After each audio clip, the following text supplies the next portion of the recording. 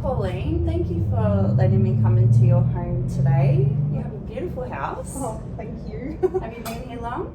Oh, yeah, a little while now. Yeah. Beautiful. No, it's a lovely area. I haven't been here before, so it was a nice drive in. That was the best we could get. You're doing well. Well, my name's Carly. I know we spoke on the phone. I'm from Headspace, and I'm just here today to just talk about what's going on for you in your life. Just a couple of things before we progress. I did get your confidentiality agreement signed and sent through, so thank you for that. In regards to that sort of realm, everything that we talk about does remain private between you and I. There are some circumstances where information might be shared, and that's where there may be a subpoena from court. If I identify there's a possible risk of harm to yourself or someone else, I may need to share some information with my supervisor. And then in terms of referrals, some information might need to be shared with a third party there. So just so that you're aware of that. Sure, that's fine. Yeah, nice. And I might take some notes while we're talking as well. I just want to check that's okay. That's fine. Yeah, great. Awesome. Well, Pauline, firstly, what's going on for you? How can we look at what's happening and the way forward? It's so hard to pick where to begin. It's just such a mess. I guess I finished school when I was pregnant, which was really hard because a lot of my friends just didn't get it, and my friends were doing all the things that you would do when you finish your school and go to schoolies and drinking and stuff. And You're in mum mode. I couldn't do any of those things. I cared too much about what was going on, and making sure my child was going to be healthy. And I had this really supportive boyfriend at the time, and he was really helping me, to not do that. So I thought he was going to be the one. And then I finished school, and I've got the son now, and he's 6 months pregnant. He's beautiful. I love him so much, Bailey. Oh, beautiful name. Yeah. And after I left school, though, my partner suddenly became really controlling. He didn't want me to speak to my family. He got really, really upset with me when I tried to speak with my family. He'd always listen in and things like that. And he would try and make it like my family didn't love me, which has gotten really hard because they were angry at me for being pregnant while finishing school, which has gotten really hard because we're separated now. But as he got more violent and controlling, my family put in their own boundary, I guess, that they didn't want anything to do with him. Right. Which meant that now they won't talk to me, which is so hard as a single mother. Definitely, yeah. And Bailey's only 6 months old now, so it's it's still really fresh. I'm only out of school 6 months ago. And I get my aunt and I were really close, but she's got her own young children. She's worried about what could happen to them. Of course. And my friends don't get that I'm still a single mom. Yeah. And so they don't come around. They're probably right in the thick of the party scene and and they're getting ready to enroll for like uni or TAFE for stuff, and I can't do any of those things. And my partner's gone. I know he wasn't good for me, but I really miss him. I just miss having him around, because when he was good, he was really good. Yeah. And I just wish he could have stayed like that. And so I'm really struggling because I've lost my friend group, I've lost my partner, I'm not at school anymore, so I don't even have the school supports that I had. And there were so many supports because I was pregnant, and none of that continued. And I don't have my family network, and I don't know what I'm going to do. And I can't keep going like this. No. I'm not coping. I have work. Yeah. But it's a struggle to get there. But then I find when I get there, I don't want to leave. It's kind of like I get to be somebody at work that's professional, and has a group of people and they don't know what's going on. Yeah, right. So they just see me for who I want to be around them. That makes sense. Yeah, you get to. That's kind of like your respite. It is. It's just like I get to pretend to not be this fuck up 17-year-old who's got a kid. And like I said, I love my kid, but like, you know, that stereotypical 17-year-old who was dumb and got pregnant in school, and I was with a guy who I thought was good, and I just get to be someone else at work for a bit. Yeah. Sounds like you've gone through so many challenges and pressures coming from different angles at once. So there is strength in getting through what you have so far. So definitely give yourself credit for that. Single parenting is not easy. It's not easy when you have a partner and you're raising a child. So give yourself credit for how far you've come given the circumstances you've had to face. I guess it just feels like I've had to become an adult so fast. Yeah. And if this is what it's like now, I can't see how it's ever going to get better. Right. Where is Bailey when you're at work? He's 6 months old now? Yeah, so that's complex too. So because my family don't want anything to do with me because of the risk from my ex, my mum is still one of my biggest supporters. Mm-hmm. So lucky to have her. And I feel so bad about what's happened. So she looks after him while I'm at work. None of the family know. Right. Which is really hard because it, you know, puts pressure on her to be like, oh no, I'm busy today. Like, you know, my sister can't come around or whatever. I feel really bad about that, but I don't know what else to do. And then she's putting a lot of pressure on me to, like, you know, get away from work quicker if I can, because obviously, like, you know, she needs to have her time as well. And that's what I mean, like, I find myself not wanting to leave work because it's the one space I get to be, like, in control of who I am for once. Yeah. What is the job that you're doing?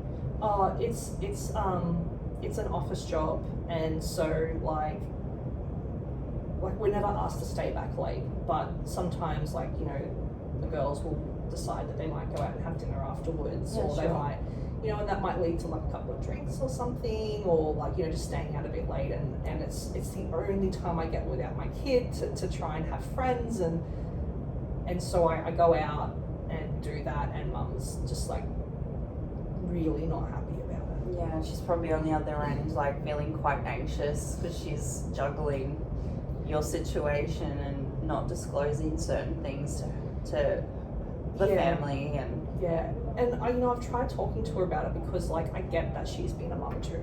Yeah, like, obviously I'm her daughter, but like, doesn't she remember feeling like that?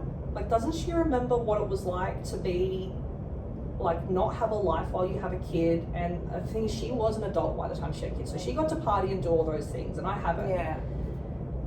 And it's like she just doesn't understand why it's so important for me to still have those friends and that opportunity to go out. And I know she's mad at me, and Dad's getting mad too, but he doesn't know why I'm not coming home. He thinks I'm just at work late. Yeah, right. And I know if he found out why it was, he'd probably make Mum cut me off straight away. And then if it came to that, what would the situation be in terms of caring for Bailey? Or would you see that as going to jeopardize your employment? Yeah, I don't think they'd let me take Bailey to work. I'd probably have to rely completely on Centrelink because he's too young to go into daycare yet. Yeah. The local daycare doesn't have a nursery yet, so. Right. Is there a DVO in place with your former partner? Yeah, there is. So it's a good behaviour bond. It's for the next 3 years. It does say no contact from him. Right. But I know I can contact him if I wanted to. Yeah. But I don't trust him. and we haven't sorted out yet the custody arrangements between his visitation. He's actually just really left me alone since the incident, which has been a blessing. Yeah. But I'm still really nervous because I know at some point he's probably going to want to be in his son's life. But that's something that it's hard not to feel overwhelmed with everything. It's challenging, but if you can sort of just focus on the next step, one thing at a time, and we can certainly support and help assist you where we can when those other things come into play. Okay. So you're certainly not alone in this, and we can just focus on the next step and what's the next priority in helping things. Okay, so I can't afford to lose my job, because the only reason I got the house we're in is because of this job. Right.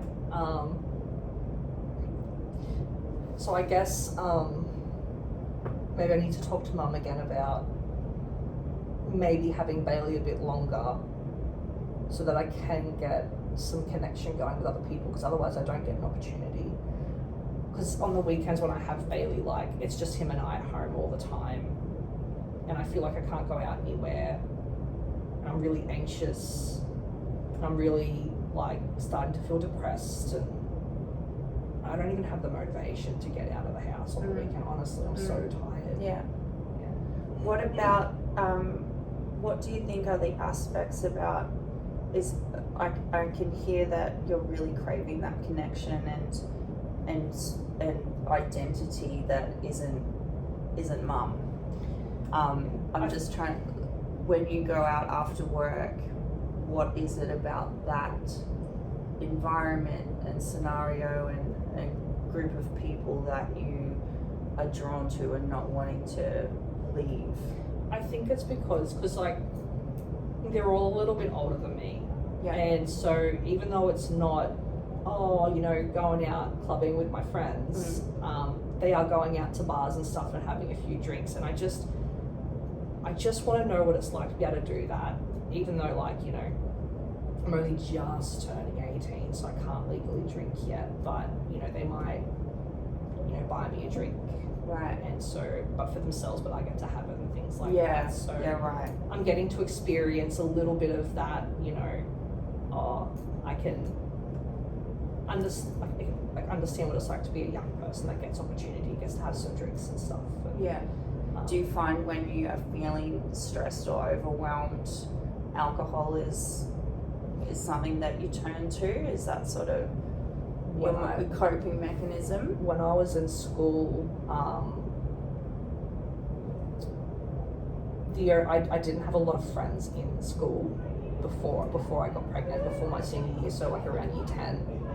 And I got invited to this party, and we all we binge drinked and we got really, really drunk. And I held my liquor really well, and it turns out I'm a really funny drunk. Okay. So some of the girls and guys there finally noticed me, and so I started getting invited to more parties. And then looking back on it now that things have changed, I can see that maybe the only reason they liked me was because I would drink with them. Yeah, right. But I also remember how much fun it was, and how I didn't have a care in the world, and I just got to connect with people, and so I want that back. Yeah. I want that again. I want to be able to have drinks with people and have fun and be that fun party person. And yeah, when I am drinking, my anxiety just goes away. It feels natural, feels normal. In the moment, how do you feel after the next day? How do you feel when you're possibly caring for Bailey again, and how do you find that? I feel like he doesn't know any better because he's so young, which is great. But I feel really ingenuine,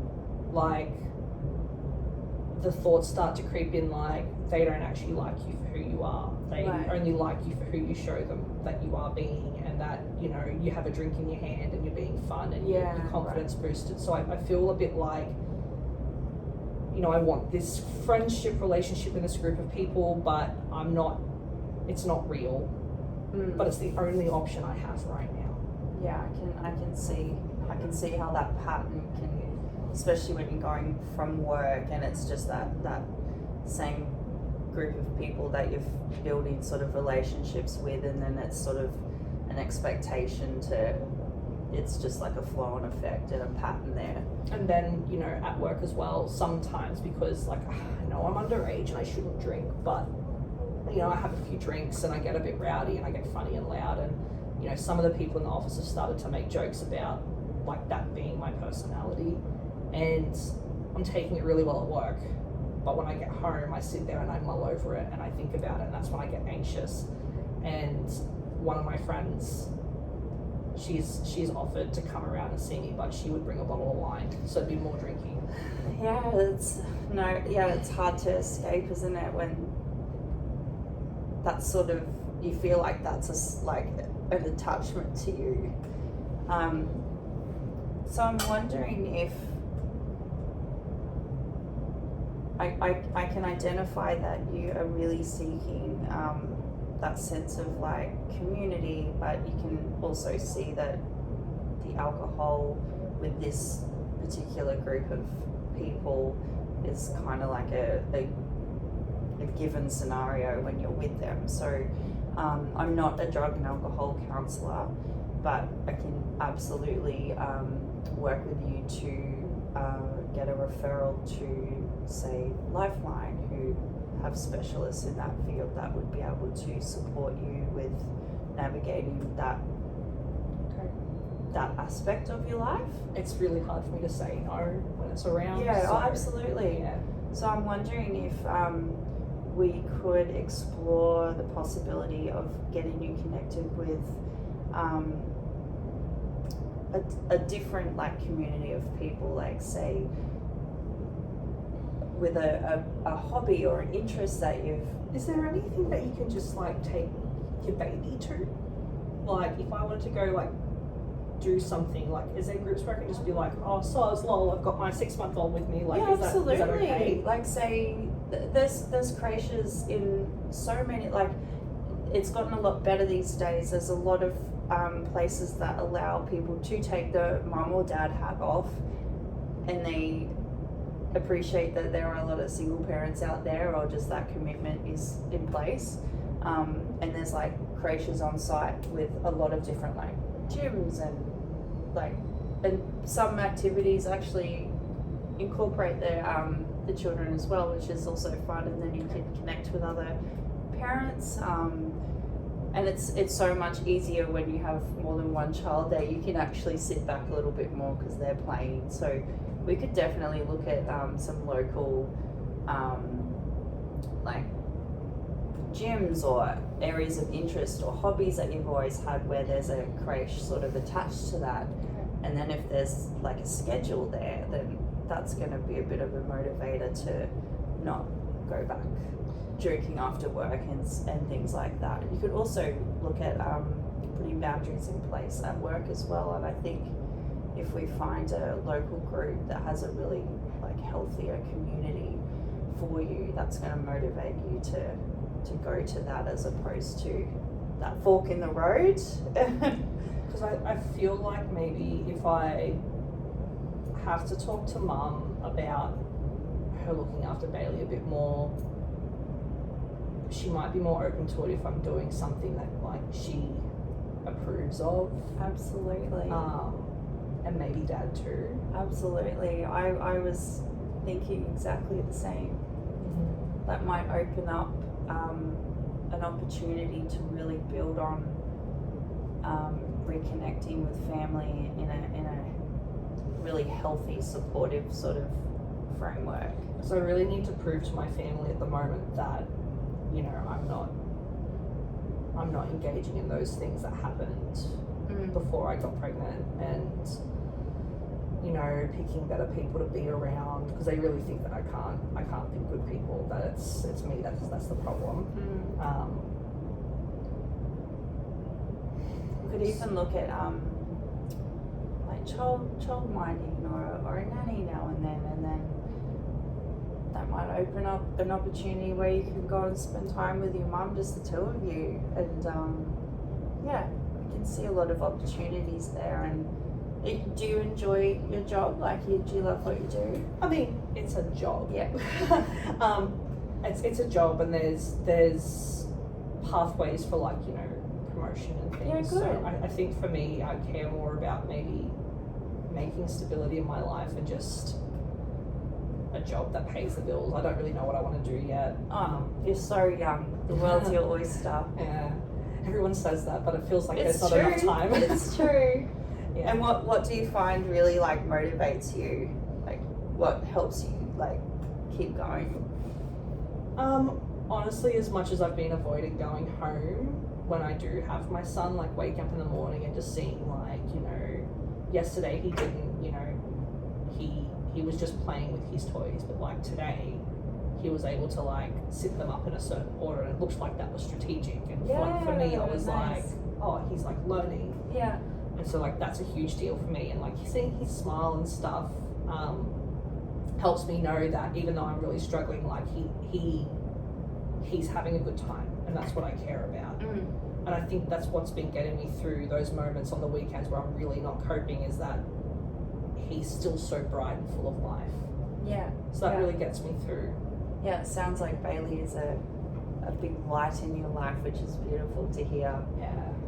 You've got Bailey. You've got a job. You've obviously got skills that you've brought to the table there.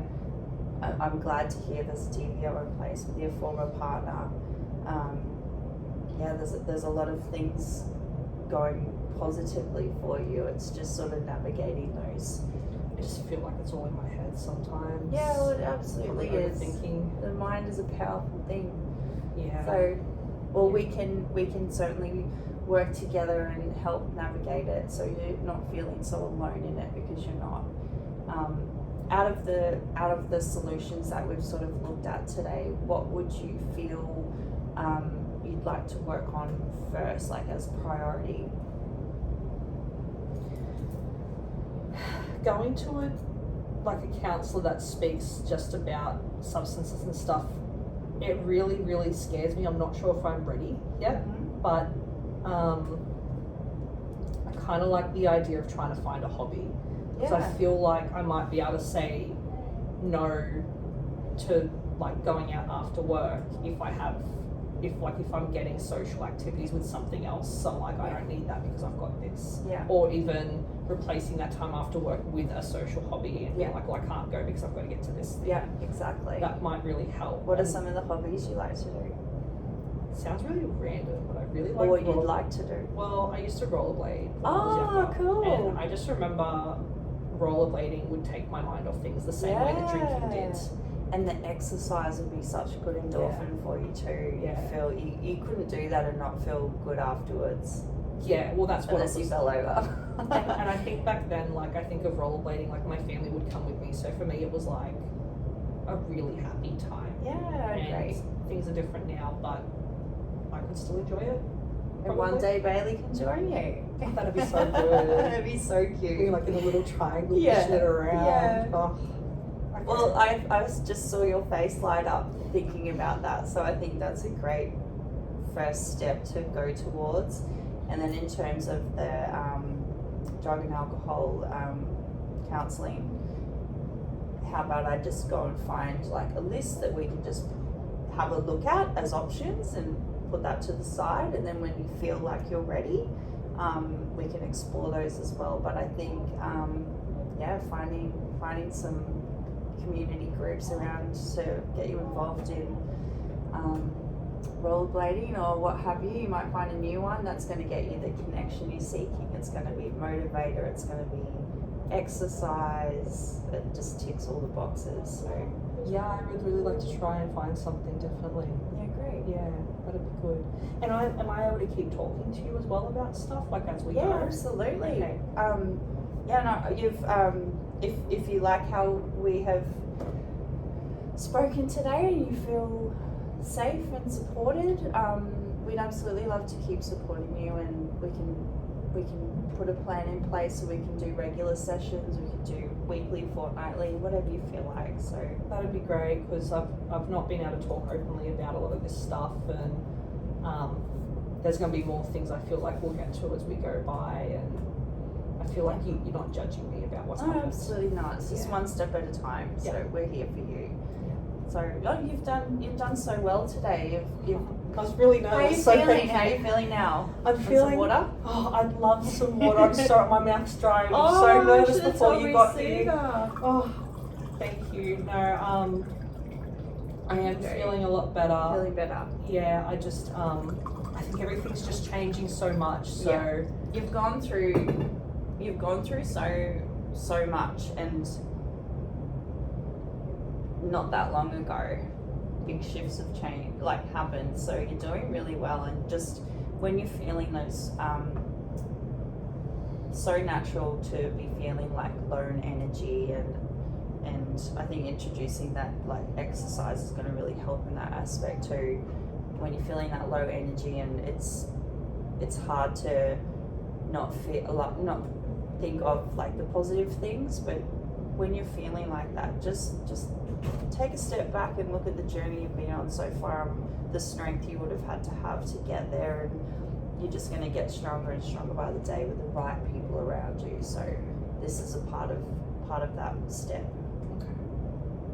Okay, thank you. You got this. Yes, thanks. Well, we'll organise another meeting, and thank you again for having me in your home today. Thank you for coming. I really appreciate it. You're welcome.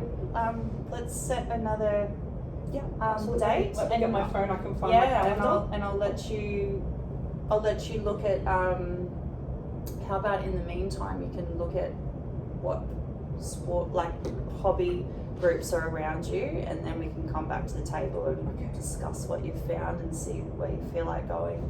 I can probably look on Facebook at night, make a post in the girls group or something, and then maybe have a few answers by the time we meet up again. Yeah. Okay. Sounds exciting. Yeah. All Sounds right. good. Okay. All right. Cool. Thanks, Pauline. Thank I'll see you again soon.